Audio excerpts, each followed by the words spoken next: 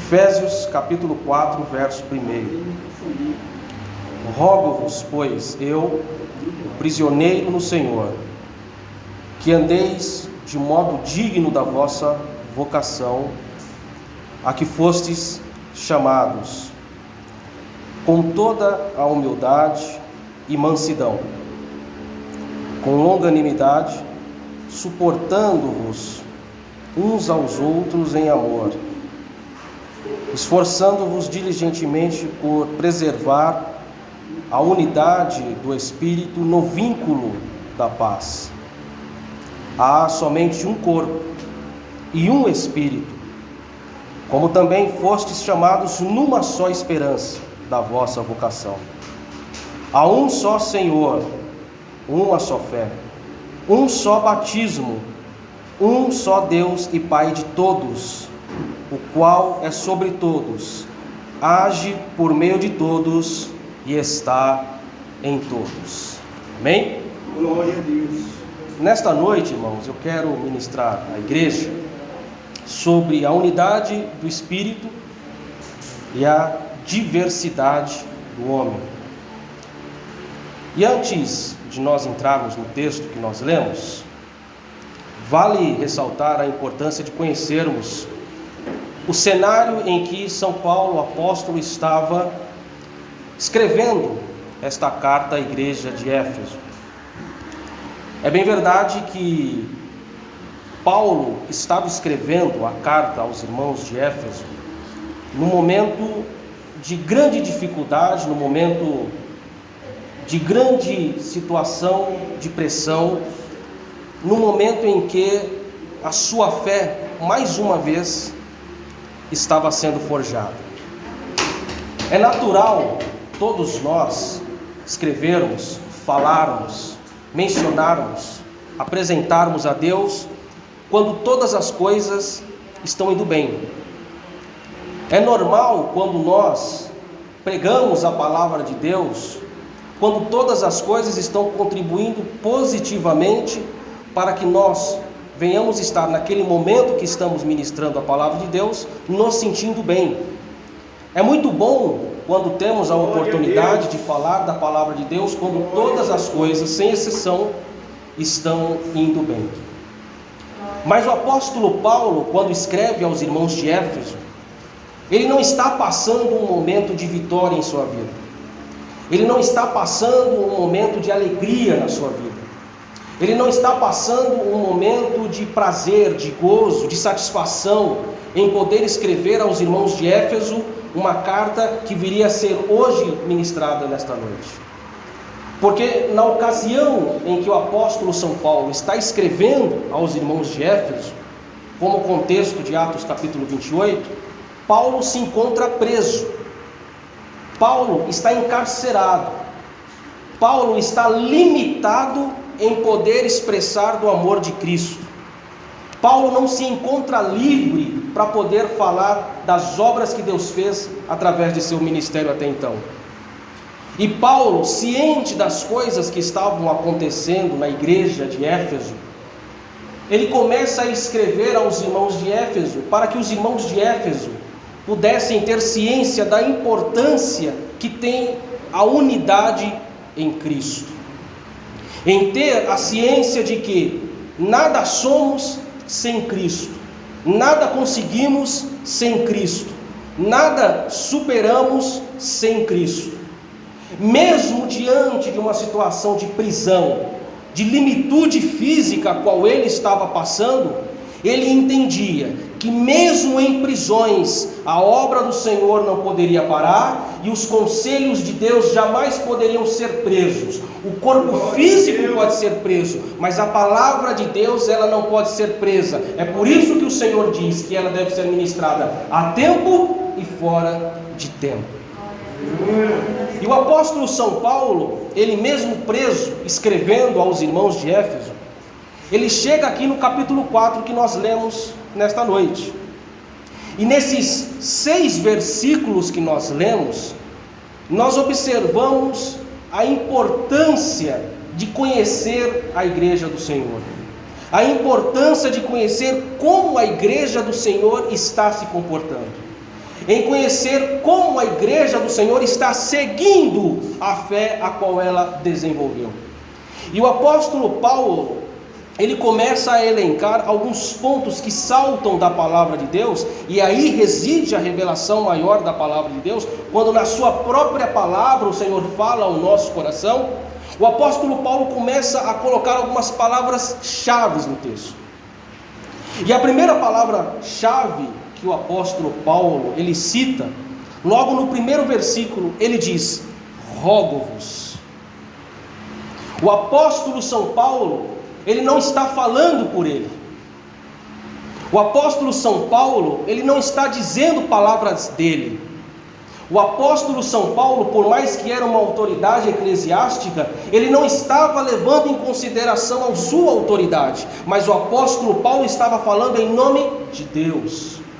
O apóstolo São Paulo estava falando em nome de uma autoridade superior, de uma autoridade divina, de uma autoridade sobressalente a qualquer autoridade humana. E mesmo assim, o apóstolo São Paulo, sendo dirigido por Deus, ele não usa o termo eu mando, ele não usa o termo eu ordeno, ele não usa o termo haja como Deus usou lá no início da criação. O apóstolo São Paulo, sendo boca de Deus, sendo usado por Deus, ele diz, sendo usado pela autoridade de Deus: rogo-vos. Sabe o que significa essa palavra rogo-vos que o apóstolo São Paulo está dizendo aqui, irmãos? Ele está dizendo o seguinte: eu suplico para vocês, eu peço para vocês. Deus Santo. Ele exige que a igreja de Éfeso obedecesse a Deus, não por uma ordem. Deus está falando na boca de Paulo: eu rogo-vos, irmãos de Éfeso.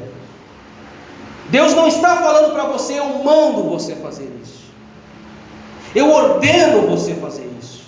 Deus não manda você fazer nada, Deus não ordena você fazer nada, porque Deus não quer que você faça nada sobre uma vontade que não é sua. Deus quer que eu faça espontaneamente de coração, porque Deus prefere um coração quebrantado do que um coração que o serve por uma obrigação.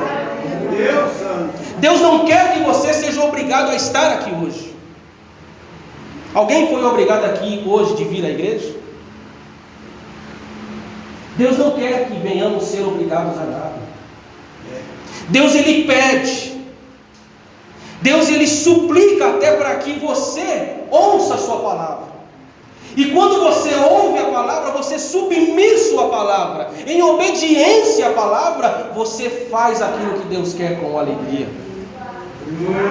Deus não quer que você se sujeite a obrigações, a legalismos, a ordenanças humanas, a vontades próprias. Deus quer que você seja obediente à sua palavra. Seguindo, o apóstolo Paulo nos ensina mais, ainda no versículo 1: rogo-vos, pois eu quem? Paulo está dizendo, prisioneiro de quem? De Deus, que andeis de modo digno. Deus não ordena, Deus não obriga, mas Ele te pede que você ande de modo digno.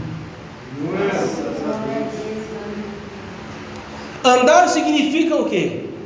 Mover-se. Andar significa movimentar-se.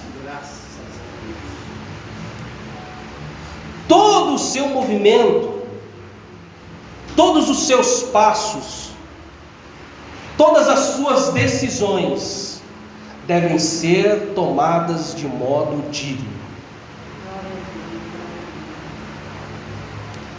Eu não posso servir achando que eu tenho que fazer alguma coisa porque eu sou cristão. Eu não vou fazer algo digno por ser cristão. É o contrário.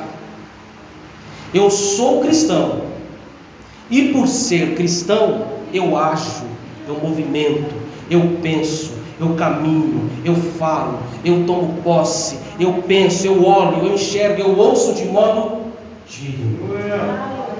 É eu ser cristão e não eu participar de uma reunião como cristão. Foi falado no decorrer do culto para que nós venhamos abrir os nossos olhos, amém? Foi falado em nosso culto para que nós possamos nos atentar ao caminho, amém? Foi falado em nosso culto que nós precisamos nos despertar, amém? Para caminhar de modo digno.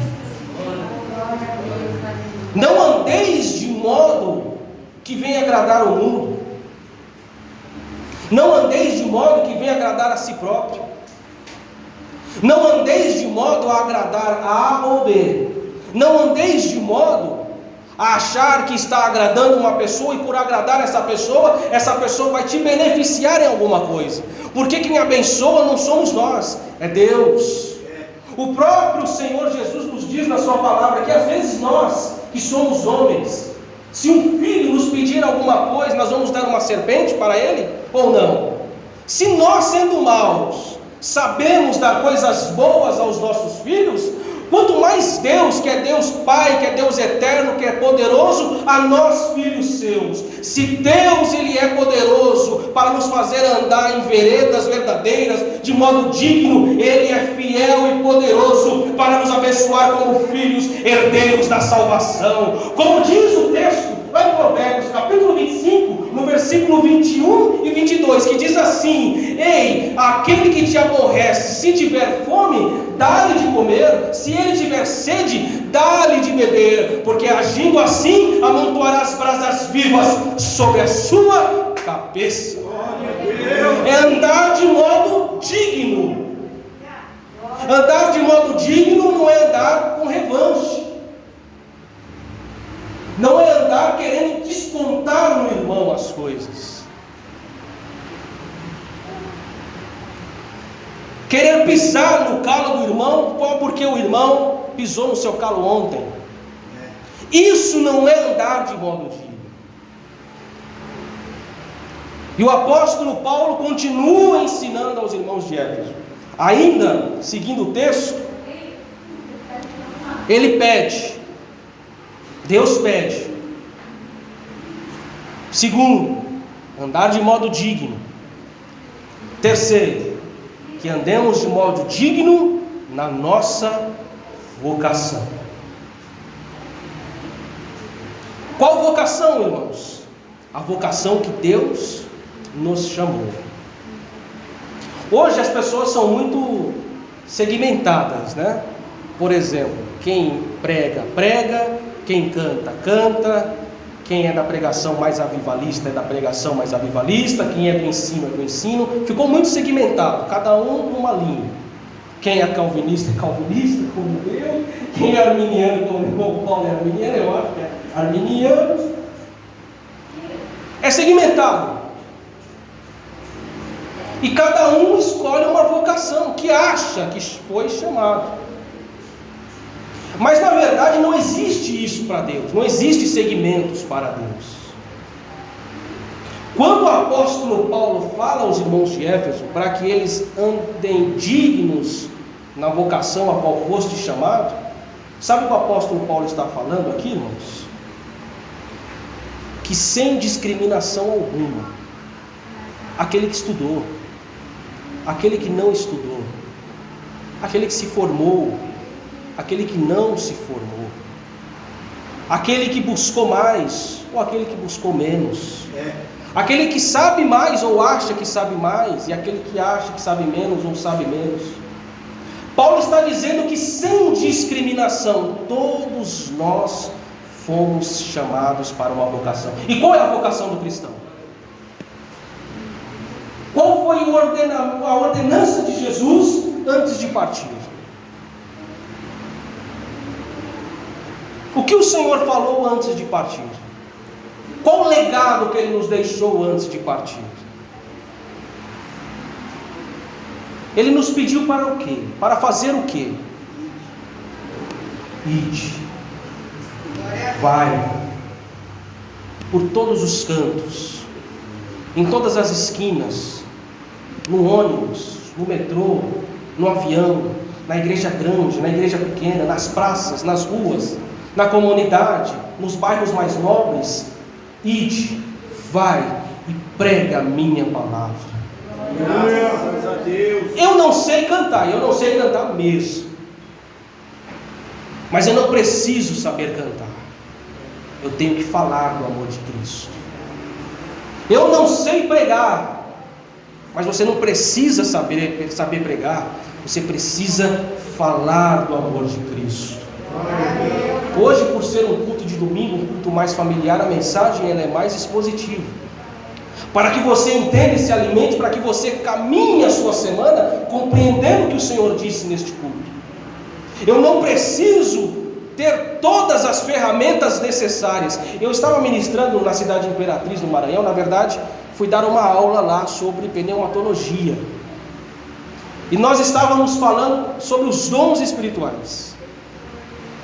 Existem duas linhas de pensamento com relação às manifestações dos dons. Existem aqueles que acreditam que os dons ainda são manifestos, que são os continuistas, e existem aqueles que acreditam que os dons cessaram-se, que são os cessacionistas.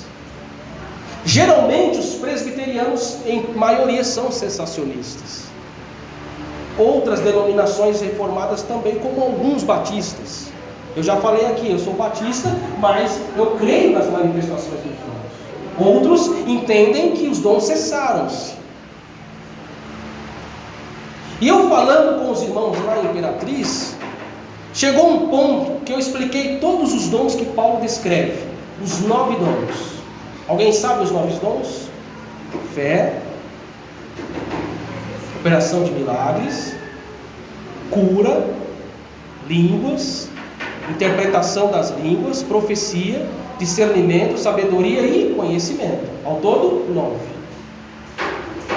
E eu falando com eles, existe uma coisa na igreja, infelizmente, de competição. De competição, irmãos. Aquele irmão, ele tem 5 dons. O outro irmão tem só 1.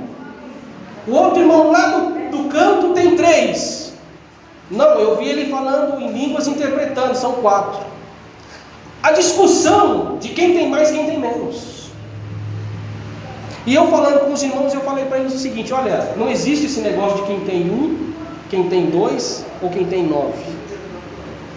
Existe só uma coisa: existe aquele que tem o dom, existe aquele que não tem o dom. Todos nós que estamos aqui ou temos ou não temos o dom. A diferença é que cada dom ele é manifesto na hora certa. Há um momento da palavra, de sabedoria, de conhecimento. Há um momento do discernimento, se Deus está falando ali. Há um momento da profecia. E qual a maior profecia a não ser a que está na palavra de Deus? Há um momento da interpretação das línguas. E para que exista a interpretação de línguas, tem que haver línguas. Para que todos esses dons ocorram, eu preciso do quê? Fé. E quando eu tenho fé, a palavra de Deus nos diz que se nós tivermos fé do tamanho de um grão de mostarda e dizermos para esse monte, sai daqui e vai para ali, ele faz e acontece. Então se eu tenho fé, automaticamente a fé me dá condição de operar milagres. E se eu opero um milagre, uma cura é manifestação de milagres. Você percebeu que uma coisa puxa a outra, ou seja, ou você tem ou você não tem. A diferença é que cada um tem o seu momento de se manifestar. Todos nós somos vocacionados ao ministério sagrado, sem exceção. O que sabe e o que não sabe, o leigo e aquele que conhece muito. Mas a minha chamada, a minha vocação, eu preciso ter ciência de que aquele que começou a boa obra, ele é fiel para concluir. Sem medo. E o apóstolo Paulo continua, deixa eu correr para a gente ter mais tempo aqui. E ainda no texto, Dentro do texto, o apóstolo Paulo ele fala que, seguindo dentro da nossa vocação, nós temos que ter ciência de alguns comportamentos. Quais comportamentos? Aí o apóstolo Paulo descreve aqui: mansidão, humildade, longanimidade. E o mais interessante aqui, ó, o mais interessante é esse, ó: suportando-vos uns aos outros em amor.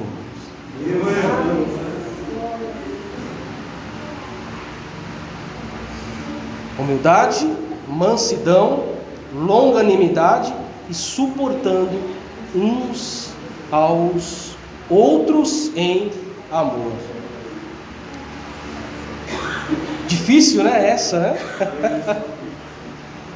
Mas aí o apóstolo Paulo ele continua. Ele dá o contexto.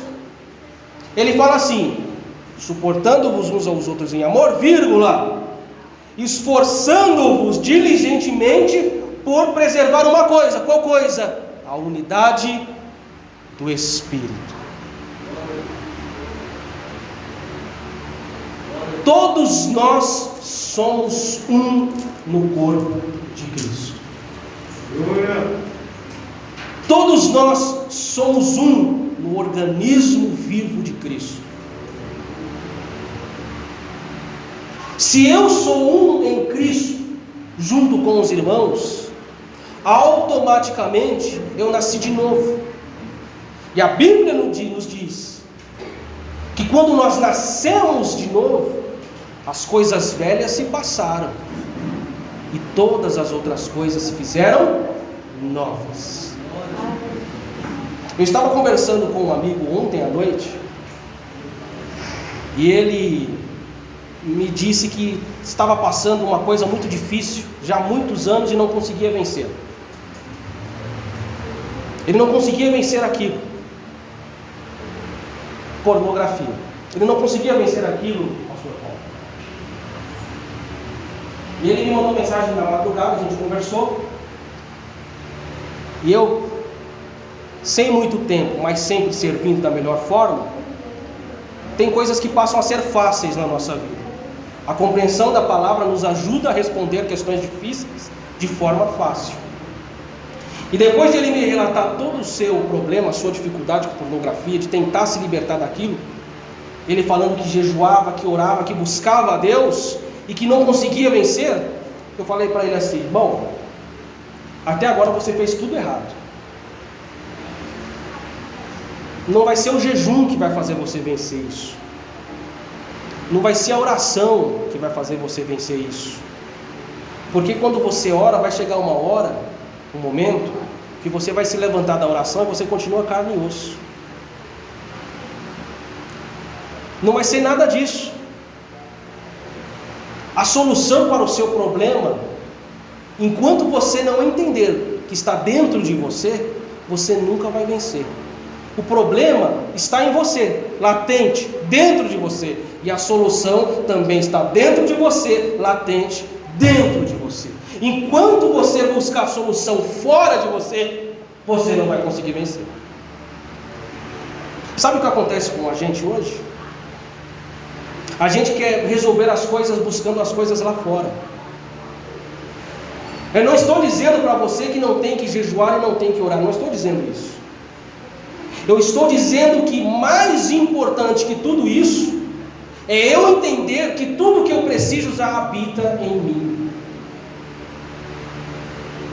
Quando eu me entrego para Cristo, quando eu me dou para Cristo, quando eu ouço o chamado de Cristo, porque nós não os escolhemos, Ele que nos escolheu primeiro, por amor, e não eu que o escolhi, porque a carne jamais cede ao Espírito. Quando eu entendo que eu, no momento em que me entrego a Cristo, e passo a partir daquele momento a viver em novidade de vida, e recebo o dom do Espírito, tudo tudo o que eu preciso para vencer o pecado, para vencer as tentações, para vencer as vontades humanas, eu já tenho dentro de mim, no Espírito Santo que me foi dado. Se eu compreendo que eu tenho todas as ferramentas necessárias para vencer o pecado, eu tenho que ter ciência de que nada me falta para vencer. Sabe o que te falta para vencer? Compreensão de que tudo que você precisa, você já tem. Eu vou na campanha da quebra de maldição. Não vai resolver. Primeiro que maldição não existe. Sabe por que não existe? Porque a Bíblia nos fala que no momento que a cruz foi levantada com Cristo preso a ela, Ele se fez maldito em nosso lugar. Toda a maldição do mundo caiu sobre Cristo, e a maldição que estava sobre mim, me fazendo perder, me fazendo andar no chão, ela foi retirada e lançada sobre Ele, e eu vivo a partir dali uma liberdade. Graças a Deus. Quebra de maldição não existe, irmãos.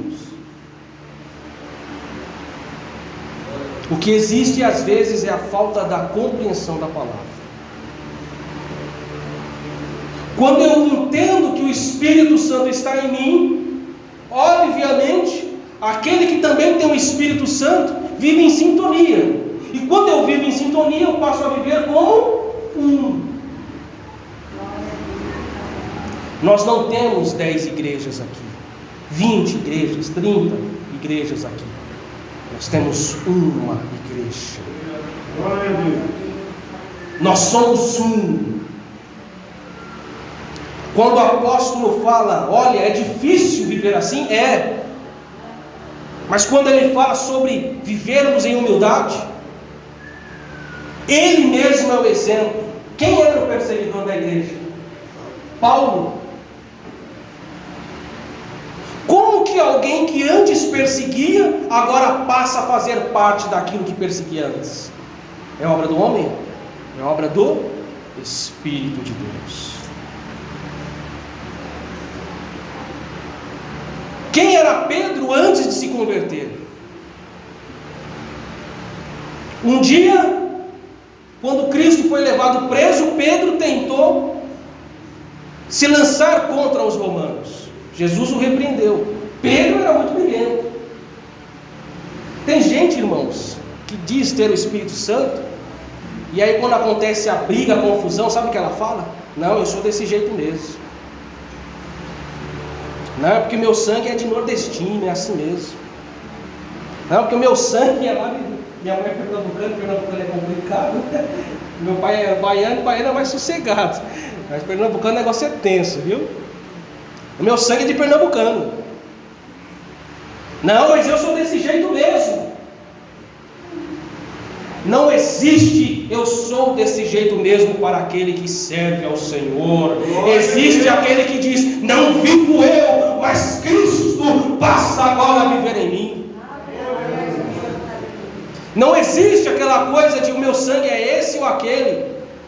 O que existe é que este sangue quente que um dia habitava nesse corpo imundo, falho e carnal, foi restituído, porque o sangue puro, carmesim, foi vertido na cruz do Calvário, para que eu mesmo, não sendo merecedor, alcançasse a misericórdia e a graça necessária para a minha e para a sua salvação. Isso é a compreensão do que a palavra de Deus nos diz. Então não existe essa coisa mais. Não existe mais essas divisões. Não existe mais aquela coisa de que eu preciso ir a tal pessoa para que tal pessoa ore por mim. Se eu posso, no recôndito do meu quarto, dobrar o meu joelho em secreto, pedir a Deus, ao Pai, que em secreto nos abençoa. A palavra de Deus, ela é completa naquilo que ela fala. Meu Deus. Para a gente continuar encerrando. Um só Espírito, um só corpo, uma só esperança, um só Senhor, uma só fé, um só batismo, um só Deus. só um. Vamos lá. Um só corpo, um só Espírito, uma só esperança, uma só fé, um só batismo, um só Deus. Agora preste atenção como o apóstolo Paulo, mesmo sob pressão, preso, ele faz tudo com uma ligação. Ele não escolhe as palavras aleatórias. Ele não escolhe, eu vou colocar essa palavra porque essa palavra é bonita. Ele poderia colocar tudo ao contrário. Você percebeu que ele deixa Deus por último e não em primeiro? Ele faz assim, preste bem atenção. Olha o que diz: há um só corpo. Esse é o primeiro. Qual que é o último? Um só Deus. Um corpo, um Deus. O primeiro e o último.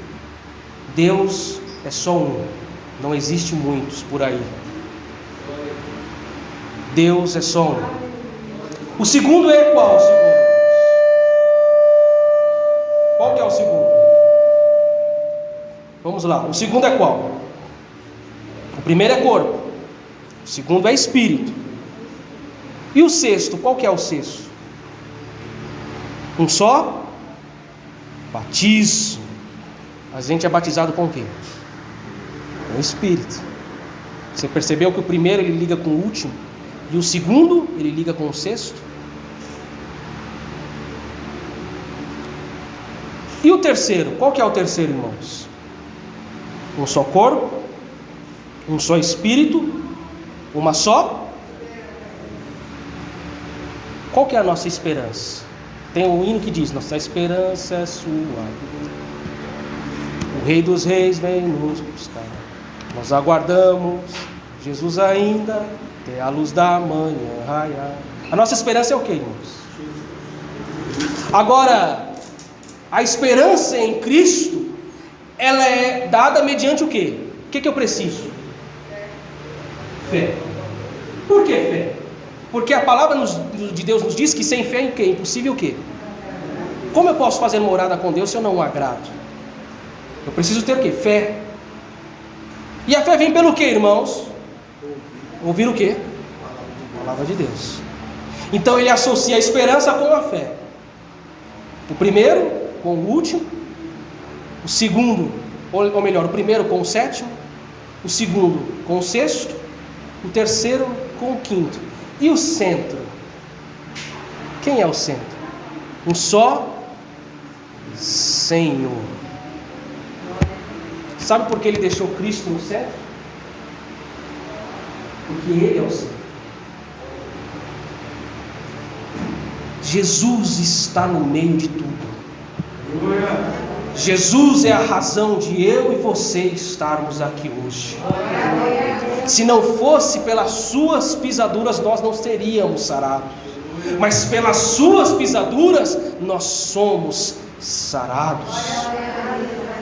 Jesus tem que estar no centro da sua vida. Jesus tem que estar entronizado no meio da sua vida.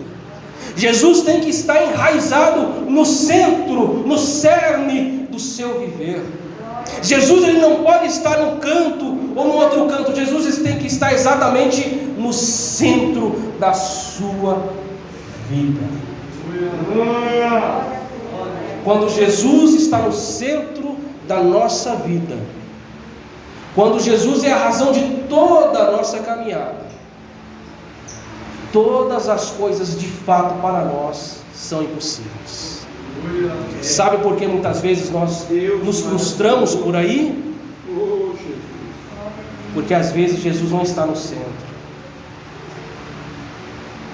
Porque às vezes antes de falar com Jesus nós falamos com as amizades. Porque às vezes antes de apresentar a Jesus as nossas vontades, os nossos desejos, nós falamos para os conhecidos, para os familiares, para as pessoas.